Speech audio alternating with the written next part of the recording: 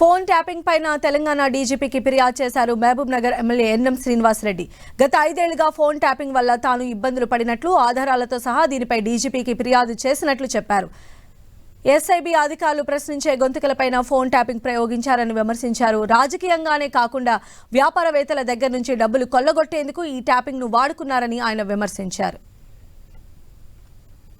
ఇది కేవలం రాజకీయ పరంగానే కాకుండా ఆస్తులు కొల్లగొట్టడంలో ప్రజల ధన మన ప్రాణాలతోటి యథేచ్ఛగా ఆటలాడుకున్న విషయం ఈ రాజకీయ నాయకుల పోలీస్ అధికారుల అపవిత్ర కలయికతోటి ఈరోజు తెలంగాణ భ్రష్టుపట్టిపోయిన విషయం కూడా మీ అందరికీ తెలుసు.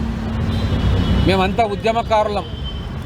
నిర్బంధ పాలన నుంచి స్వేచ్ఛా తెలంగాణలోకి అడుగు పెట్టాలే, మా పిల్లల భవిష్యత్తు బంగారుమయం కావాలని చెప్పి ఉద్యమాలు చేసినాం.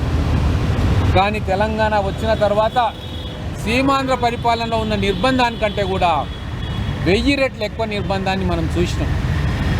ఆ నిర్బంధంలో భాగంగా మా మహబూబ్ నగర్ జిల్లాలో వందలాది వేలాది మంది ఫోన్ ట్యాపింగ్ అనే ఈ వైరస్కు గురైపోయింది.